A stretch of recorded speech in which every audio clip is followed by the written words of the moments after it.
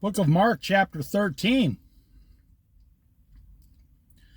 As Jesus was leaving the temple, one of his disciples said to him, "Look, teacher, what massive stones, what magnificent buildings." Now imagine, it'd be like walking through, New York City, downtown New York, or Tokyo, or Saudi Arabia today.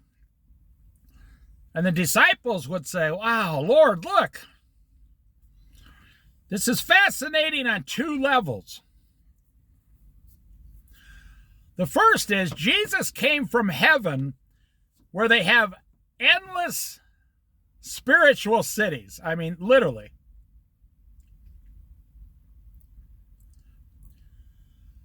Jesus said, "I go to prepare a place for you." Imagine the house God has prepared for you.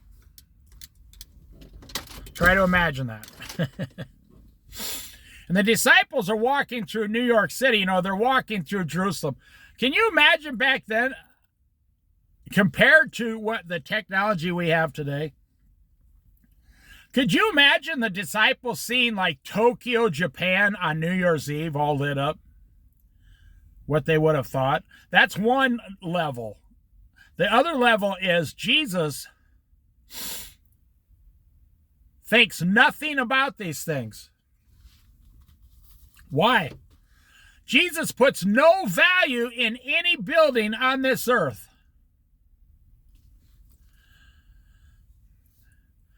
Jesus said, "Do you see all these buildings?" Jesus replied, "Not one stone from any of these buildings here will be left on another. Every single stone will be thrown down." See this beautiful lighthouse? In the Battle of Armageddon, well, probably during the 7-year tribulation, a big, huge, fireballs coming out of the sky. If you read the book of Revelation, Jesus doesn't care about your car, your house, your buildings, your New Year's Eve party, your Christmas decorations. He doesn't care. Jesus only cares about you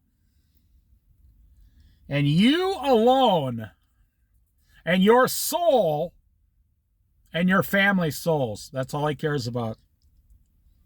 Jesus cannot say, "I have come down." Jesus did not say, "I have come down to save your house." "I have come down to save your tennis shoes."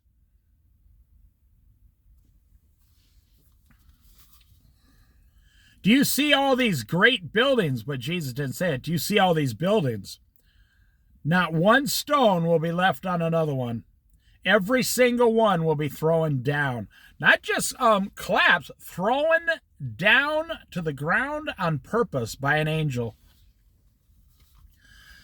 As Jesus was sitting on the Mount of Olives opposite the temple, Peter, James, John, and Andrew asked him privately, "Tell us, when will these things happen, and what will be the sign that they are about to be fulfilled?" So, wait a minute. No, wait a minute. We are taught that no one knows the day or the hour. So why do his disciples ask what sign will be given that they are about to happen? Because throughout the entire Bible, God gives a sign in advance before anything major happens. There was a sign before Jesus was born. The Israelites, the Jews, they're used to living knowing that a sign is going to happen from heaven before the thing actually takes place. What does Jesus say to them?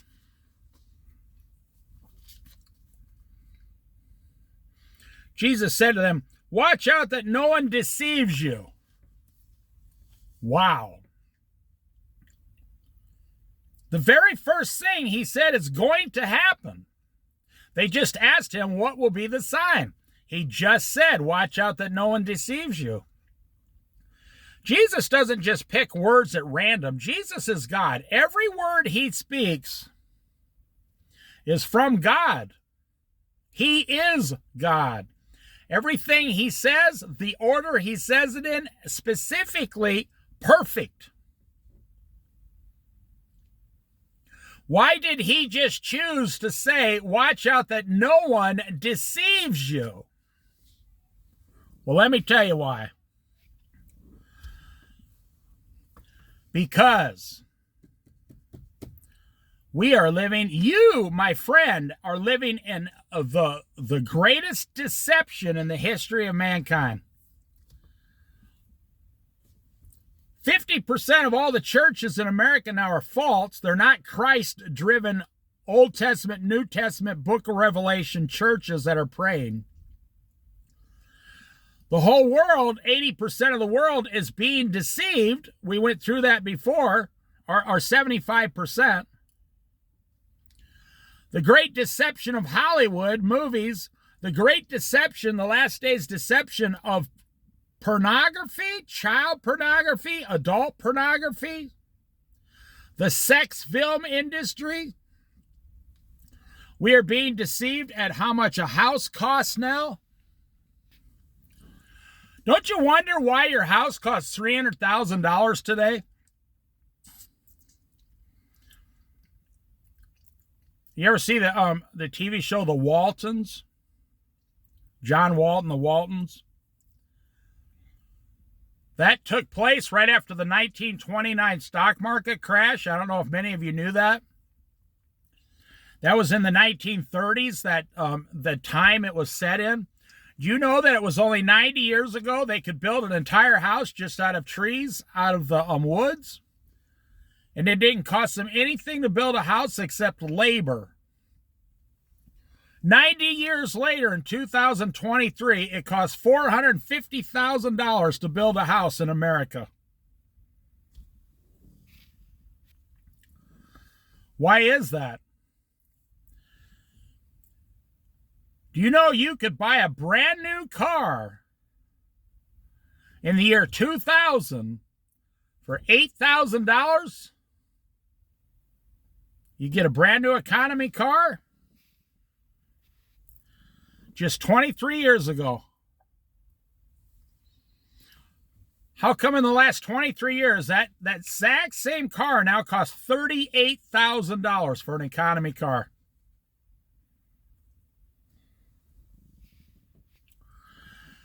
Now, I am the perfect person to tell you about this because I am 61 years old.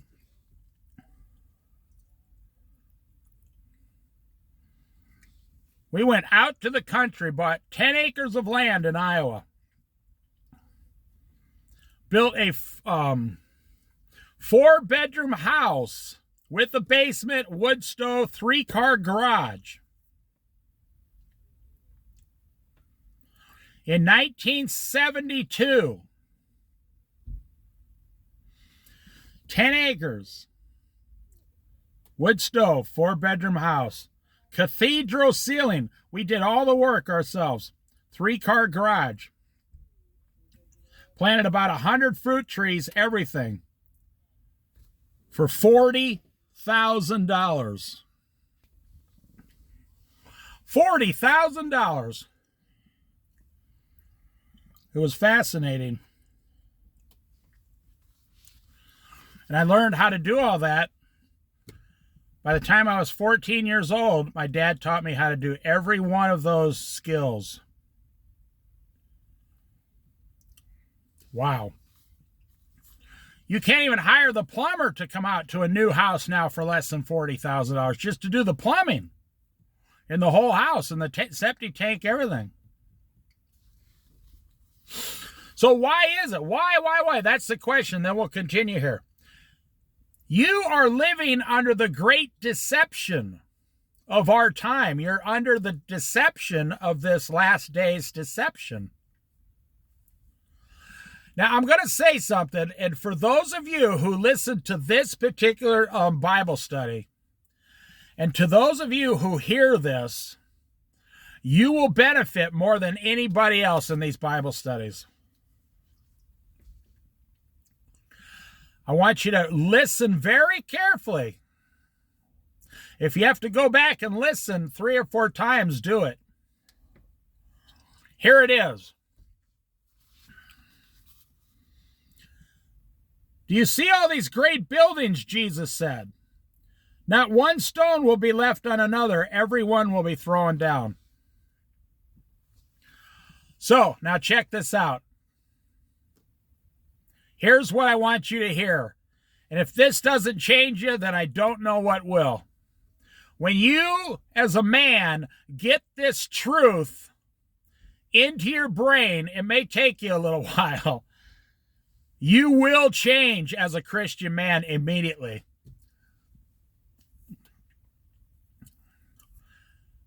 Jesus says to you, I don't know if you put it together yet. Jesus is saying to you, the Christian, hey, you see that house you're living in? I, Jesus, am going to completely demolish it. I'm going to have an angel completely demolish your house and to where there's not even one stone left on another one at your house. You're like, Lord, why would you do that to me? Because I'm God. We're not going to live in those houses. We're going to live in spiritual houses. I want you to grab the concept that Jesus Christ saw you work 40 years for this house. Sweat. All the times you painted it, the roof. All the times you mowed the lawn, scooped the sidewalk. On and on and on. All the times you got your weed whacker out and trimmed everything. The fence you put in the backyard. All the second mortgage you had to take. All the years paying this off. And listen. What is the reaction do you get from God on that? Do you get compassion from him? No. He says concerning your house, I'm going to completely demolish your house to smithereens, and I'm not even going to care or blink. Because Jesus never told one single person in the entire Bible to go work 40 years for a house. That is an American capitalism concept in today's modern society. 100 years ago, nobody worked 40 years for a house.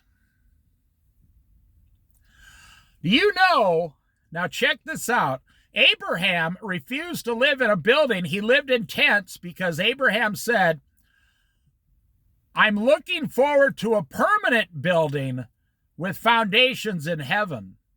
Abraham lived in tents to honor God. That's why they did that back then. But I'm going to say it one more time. I want you to get the concept around your brain that when it comes to your house, Jesus is 100% against you in the long run. Now, you might say, well, that's fine. I'll live in it for 40 years, and then I'll let Jesus demolish it when I go to heaven. No, that's not what Jesus... He's saying you wasted 40 years on something I'm going to demolish. How come Americans, they all say a house is a long-term investment, but it's the only investment you pay 3 times more for than any other investment? If you have a 30-year loan, a $300,000 house, you're going to pay close to $500,000 plus all the maintenance, everything in the house for 30 years, $650,000. And when you get 30 years down the road, your house might be worth $600,000. It might only be worth $500,000. And you say, oh, well, it was an investment. That's why, yeah, if you own the bank, it's an investment. They love you. They're the only ones getting rich. Millions of dollars coming in, and monthly interest payments.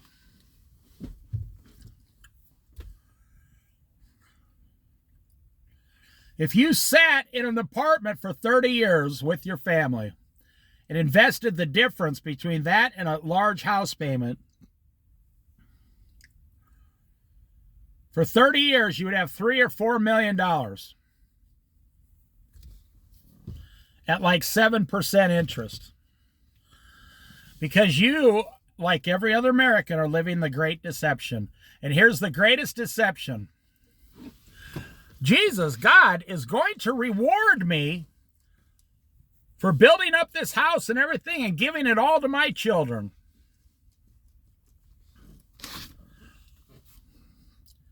Jesus said to his disciples, "Do you see all these great buildings? Not one stone will be left on another. Every one will be thrown down."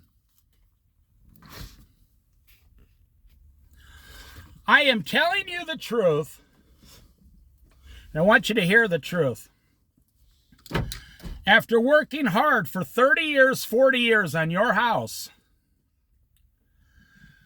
your master, your Lord and Savior, is going to come and demolish your house to pieces.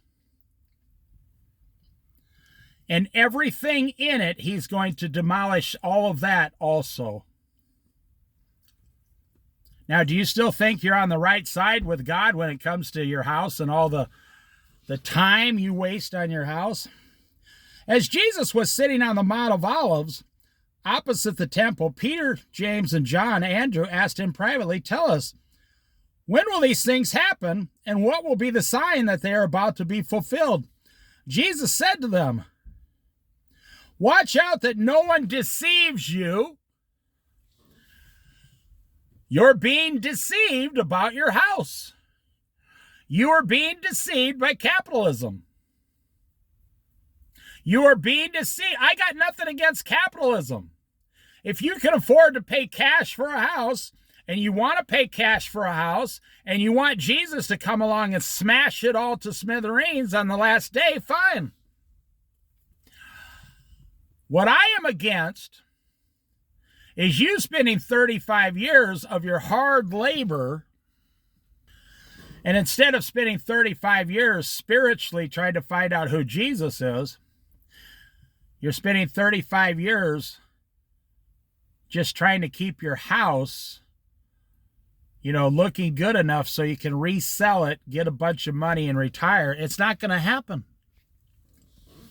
Do you think it's a coincidence that the disciples are pointing up at these buildings and standing in awe of man-made buildings of brick and wood and metal and gold, going, "Oh, look at these wonderful buildings, Lord"?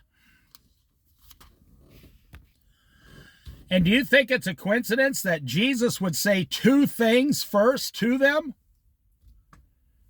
After they asked about it, he would say, "You see all these buildings? I'm going to smash them all." And then he would tell them, "You are being deceived." Why would he put those two things together? "Many will come in my name claiming I am he and will deceive many."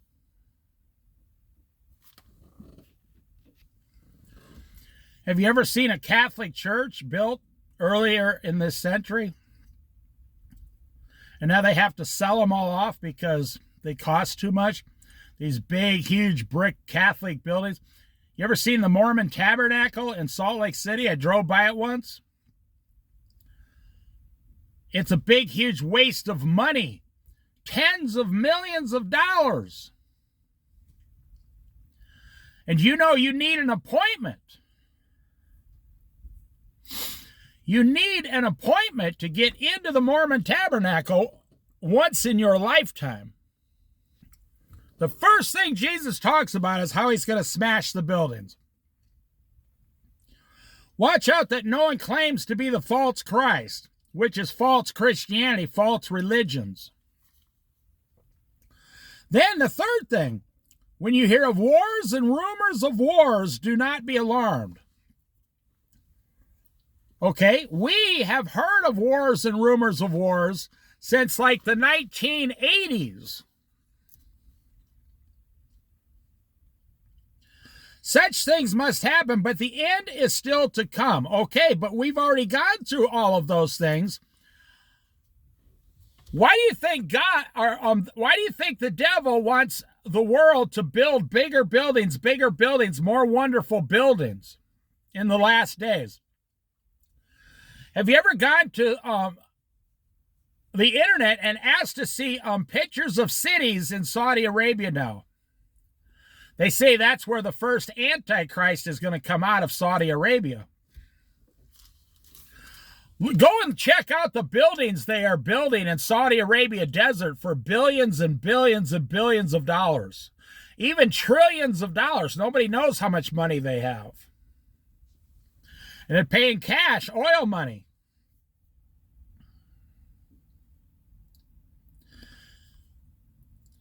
Nation will rise against nation and kingdom against kingdom. There will be earthquakes in various places and famines. These are the beginning of birth pains. That's where we are right now today. I guarantee it. Right now, the day I put up this video is where we are. Today, December 2023, that's exactly the place we're at right now. Do you know that there's been major earthquakes in the Middle East since the Israel war? Yesterday, China just had the largest earthquake it's had in 20 years. 6.5. They say it killed 1,000 people, but honestly, it's China, so it could have killed 10,000 people. They would never tell you because they think it makes them look weak. So why are we seeing exactly what the Bible's saying? Nation will rise against nation. Okay, we're seeing Israel rising against its neighbors against Israel, Russia against Ukraine, Ukraine against Russia.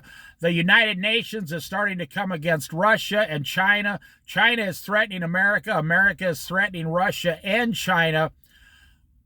Our nations are starting to rise up. This could come to the war of Ezekiel. Then we'll see how much your house is worth.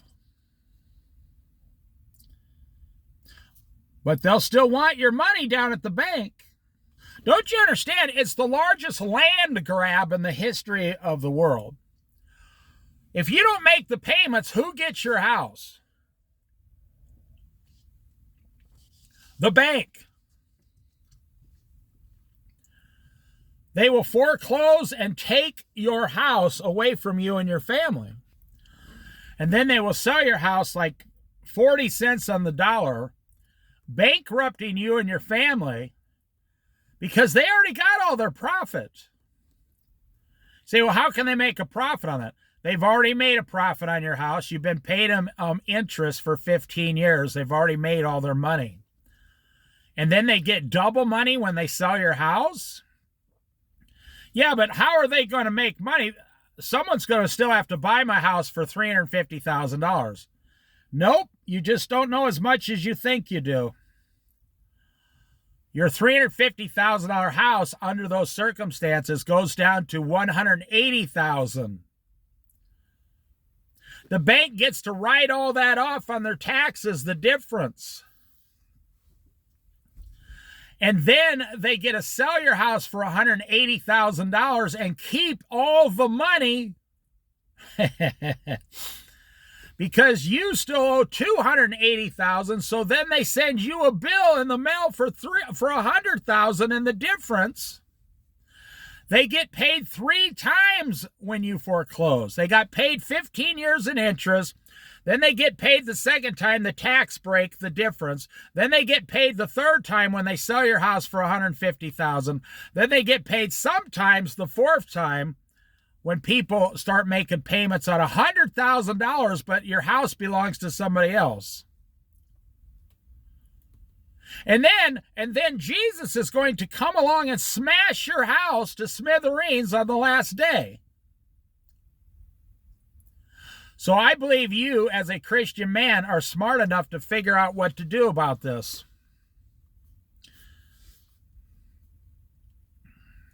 These are the beginning of birth pains. Okay, if your wife has ever had children, some wives pop the kid out in 2 hours, 1 hour. Some wives, it takes, 15, 20 hours. But even if it takes 2 days to pop the kid out, in the blink of an eye, you went from going into labor, birth pains, to having a child in front of you. It doesn't matter how long the birth pains are. It's the blink of an eye, and you have a kid and all this responsibility. What he's talking about here is, these are the beginning. Okay. Nation will rise against nation. We're seeing that just starting to happen right now. And kingdom against kingdom. There will be earthquakes in various places and famines. These are the beginning of birth pains. I forgot to read the famine part. And famines. So we in America, the world, can look forward to a famine in the next few years. A worldwide famine. You say, well, that can never happen. Well, wait a minute. Didn't we just have 50% inflation on food and gas at one point? You think if truck drivers have to start paying $12 a gallon for gas, how much is your food going to cost? You will go on a diet and you will lose all that weight. Trust me. And not by choice either. Only a wise man, it says, in a wise man's house are many good things. Oils, foods, wines. Take that verse up to 2023, and what are you going to need? The wisest man on earth is going to sell his house, take what he has in equity, put it in the bank, and not touch one single dime. When these earthquakes happen, that's one thing. When the famine happens, when the famines happen, now for me personally, when the famine starts to happen, that's when you're going to understand, holy smokes, we got problems. The wisest person in the world goes and lives in an apartment, sells his house at a high price, puts the difference in equity in the bank, FDIC insured, no investments. And when this famine hits, you're going to be sitting on, Easy Street with $100,000, $200,000 in the bank when everybody else is losing their house. I don't see what's so hard to understand about this. I'm all for houses if you buy them to make money. I'm not for people paying 30 years of payments to lose money. That's not what I'm for. That's not what God's for. Remember, before the pandemic, a loaf of bread was $2.50, and now a loaf of bread 4 years later is $5. And we haven't even hit the famine yet. You better buy some flour and learn to make some simple bread at the house.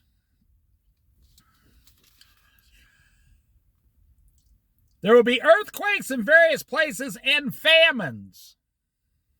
Now, for me personally, I hope the rapture happens before all this. I don't believe it's going to, though.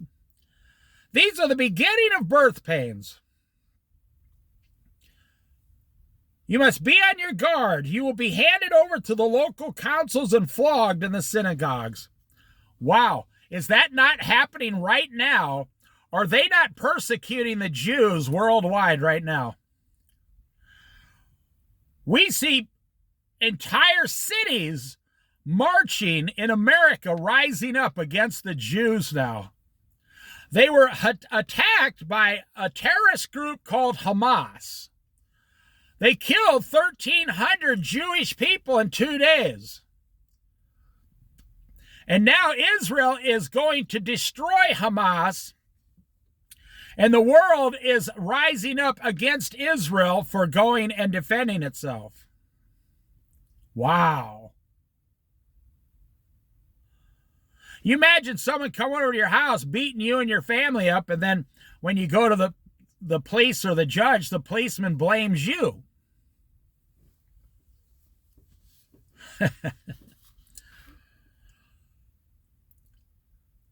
You must be on your guard. You will be handed over to local councils and flogged in the synagogues. You think all this is going away? No, this is God's timeline. This has just started. These things have just now begun.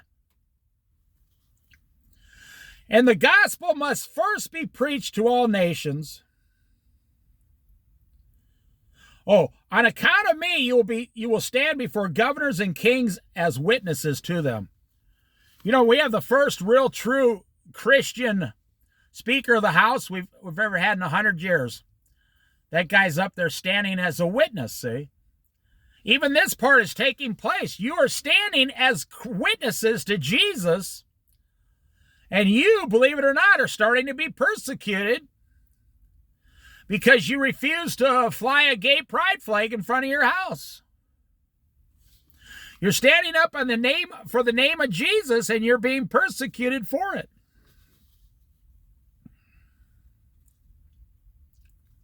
And the gospel must first be preached to all nations. Whenever you are arrested and brought to trial, do not worry beforehand what to say.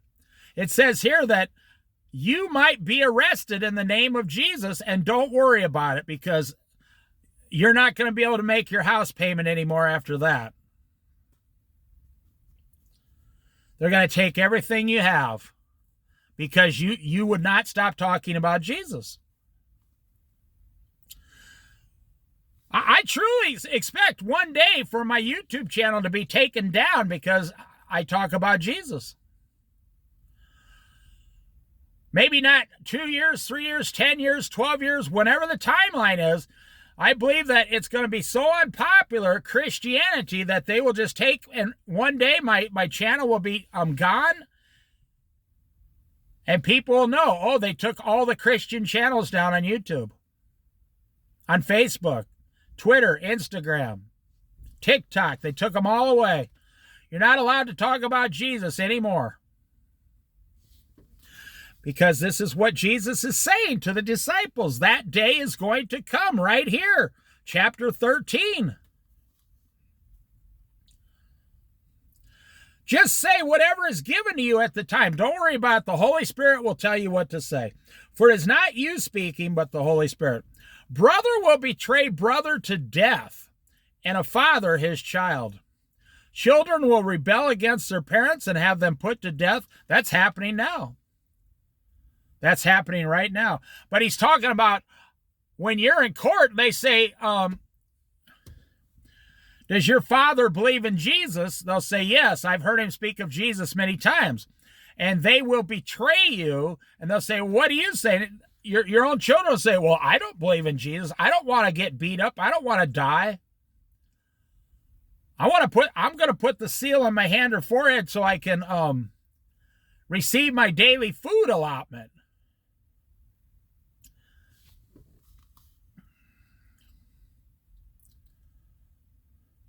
Everyone will hate you because of Jesus, but the one who stands firm to the end will be saved. That's why I say I believe personally these things are going to happen before the rapture, because he's talking to Christians. After the rapture, all the Christians are gone, or the majority of them.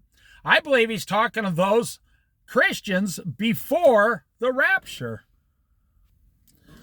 And then it jumps forward when you see the abomination that causes desolation standing where it does not belong. The abomination is when the devil in the temple at the 3.5-year mark of the tribulation, he stands up and claims that he is God. And it causes the desolation of the Jews in Jerusalem. Let the reader understand that let those who are in Judea flee to the mountains. Let no one on the housetop go down or enter the house or take anything out. Well, wait a minute now. This is like Sodom and Gomorrah when they were not even allowed to take their possessions with them. And if they even turned around to look at their possessions being destroyed, that they would turn to a pillar of salt like Lot's wife did. His wife turned to a pillar of salt, Lots, Abraham's nephew. So he's saying here, when this starts happening, now you will already been raptured by then. So don't listen to me. I could be 100% wrong. I'm just a man. I'm just going by what is happening in society now compared to what the Word of God is saying right now. You see, everything those Jews worked their entire life for, they are not, during the tribulation, the abomination that caused desolation, they are not even allowed to go back to their house and get a coat or shoes, run away. I've always said if I lived in if I was a Jew in Jerusalem, I would never go anywhere without a backpack full of stuff. And then when I started running away, it would just be on my back. But then they're all going to run to the same place. It's not going to do any good because you're going to have to share it with every single person, and everything you have will just be ripped off your back in 5 seconds. It's going to be 100% dependent upon God's mercy at that point. But let's look at all the things that are happening before the abomination that causes desolation, according to Jesus here. Where are we? Where are we now? We're seeing the earthquakes. We're starting to see the beginning of famine. Not really in America, but we're seeing famine because of the war in Ukraine, the high gas prices, which went down now, but that's just temporary, and the high food inflation, that never went down. That went up 25% for 3 years in a row, 75% increase. So then when it goes down to 3%, the news media, like National Public Radio, and these news outlets, they say, oh, look, inflation has gone down. See, if I sell you a piece of bread the first year for $1, and the second year for $1.50, and the third year for $2, and the fourth year for $2.50, you're going to say the bread has gone up to 150%. But the national media, because they want Joe Biden to re-win election, they're Democrats, they come along and say, so if the fifth year then I go from $1.50 for that piece of bread, I'm sorry, $2.50 for that piece of bread, now I only charge you $2.60. The bread only went up 10 cents. The media says, oh, look, the inflation problem is solved now. Everything is normal. We have been, what's the word? Watch out that no one deceives you. You're being deceived on every single level of your life. You just don't know it until recently. Because God is opening your eyes. It's not what I'm saying. It's God is opening your eyes to these things. If you say in your 2019, one slice of bread cost $1, and in 2024, it cost $2.60 for one slice of bread, inflation has not gone down. It will take you 8 years of pay raises to catch up with that price. You have to get a raise for the next 8 years, at least 30 cents a year, just to catch up with what they've already charged you. And how much more do you think they're going to raise it in the next 8 years, the price?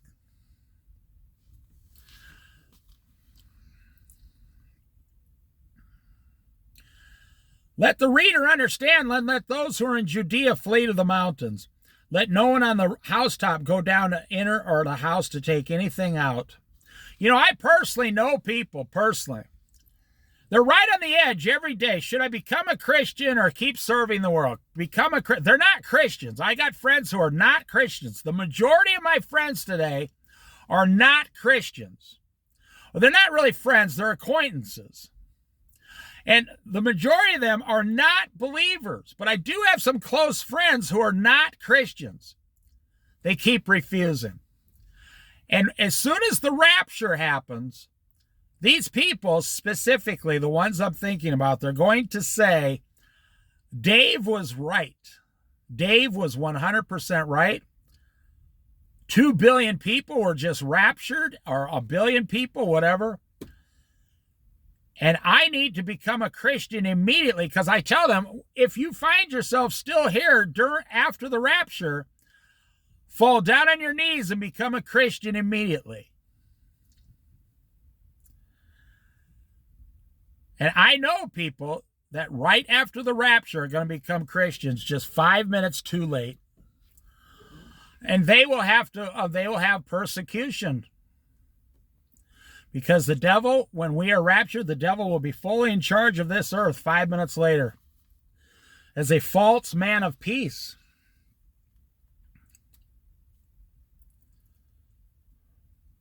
How dreadful it will be in those days for pregnant women and nursing mothers.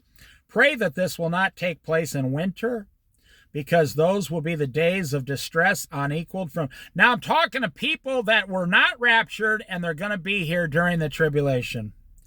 Those days will be great distress, unequaled from the beginning. Unequaled from the beginning when God created the world until now, and never to be equaled again. You know that the days during the 7-year tribulation will be worse than the great flood. There's like 21 plagues, or I know there's at least 7, but there's like 21 that are going to pour down from heaven on the earth. If you read all of them in the book of Revelation. If the Lord had not cut short those days, no one would survive. Now they say the people that survive, they're going to go into the 1,000-year reign with Christ. I mean, I don't have the answer for that. Nobody does. The reason I don't is because nobody knows. Nobody knows exactly what's going to happen. I mean, who's going to be alive during the 1,000-year reign? Those who are saved, who's going to be sent to hell?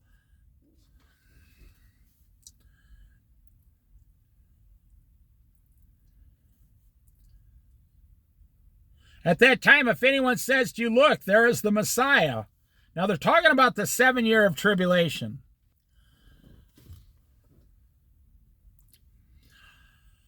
Or there he is, look. Do not believe it, for false messiahs and false prophets will appear and perform signs and wonders to deceive, if possible, even the elect. So be on your guard. I have told you everything ahead of time. But in those days following that distress, the sun will be darkened, the moon will not give its light, the stars will fall out of the sky, and the heavenly bodies will be shaken.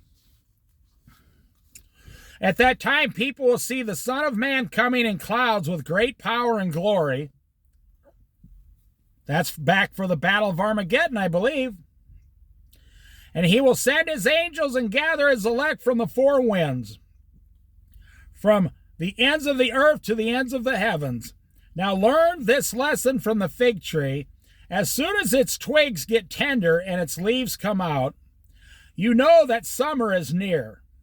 Even so, when you see these things happening, you know that it is near.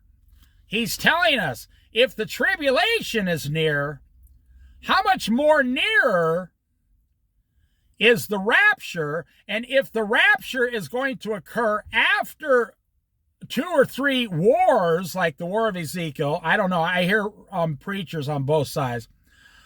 But before the tribulation, there's going to be earthquakes and famines. Now, I'm not guaranteeing, that's not something God told me. I'm just going through this and reading what I'm being told. But I argue with people. I don't argue with anyone. I don't even talk to anyone. But I tell people, I'm making the argument here. They say, Dave, those things will never happen. And I know those people are asleep. I say, they've already started. It's here now.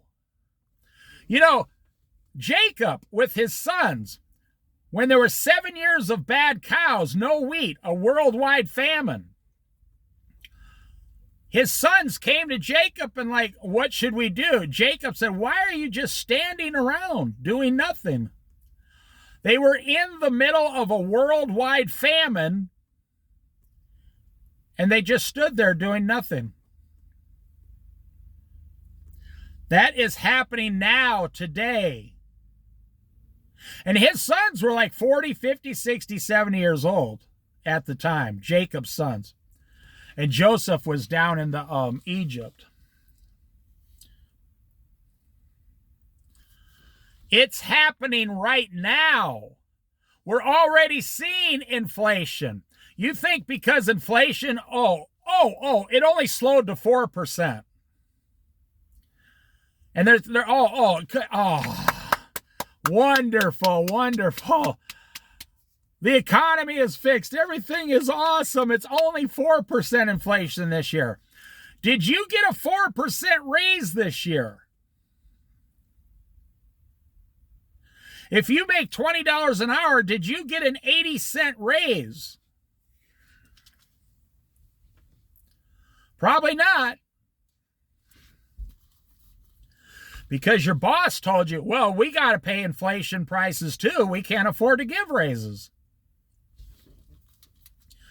At that time, people will see the Son of Man coming in the clouds with great power and glory, and he will send his angels to gather his elect from the four winds, from the ends of the earth to the ends of the heavens. Now learn this lesson from the fig tree. As soon as its twigs get tender and its leaves come out, you know that summer is near. Even so, when you see these things happening, as spoken of in chapter 13, you know that the time is near, right at the door. I'm amazed, maybe you just signed a house loan in the last 2 or 3 years and you think there's going to be 27 more years left on earth to be able to pay off your house and enjoy your life. Truly, I tell you, we're almost done here. Truly, I tell you, this generation will certainly not pass away until all these things have happened. Heaven and earth will pass away, but my words will never pass away. He's talking about the generation of Jews who started in 1948, 58, 68, 78, 88, 98, 08, 18, 28. 2028 is 80 years.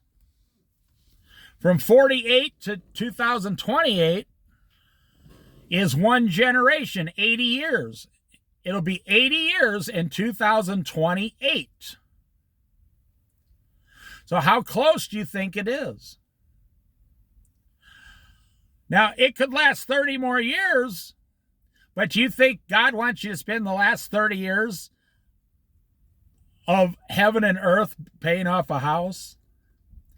Like I said, I'm not against owning a house if you can pay cash and you got lots of other cash and you're willing to take a loss in the near future.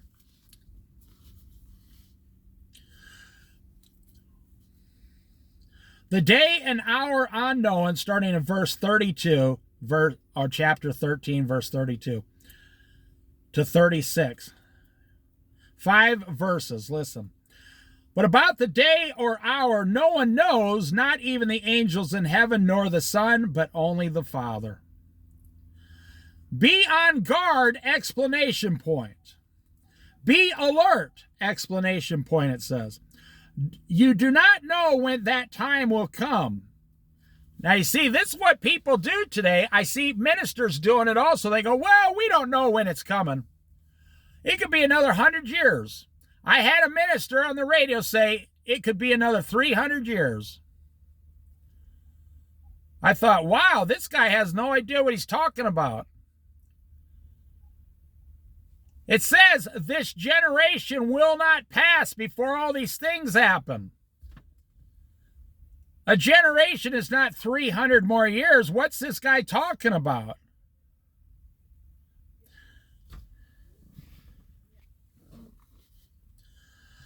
Be on guard, be alert. You do not know when that time will come. It's like a man going away. He leaves his house and puts his servants in charge, each with their assigned task, and tells the one at the door to keep watch.